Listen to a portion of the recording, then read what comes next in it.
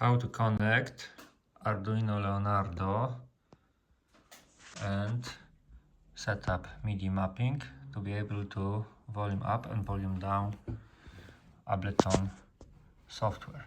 So here we have two push buttons and Arduino, which is connected to the laptop via USB.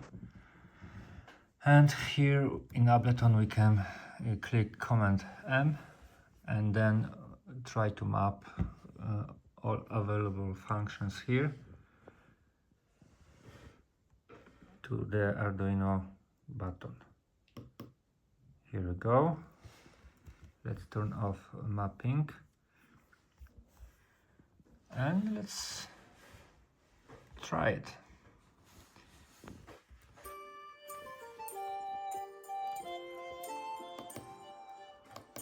Button volume up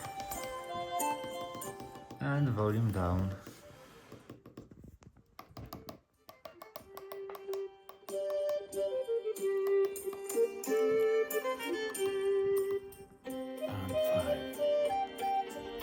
Here you go. Thanks for watching.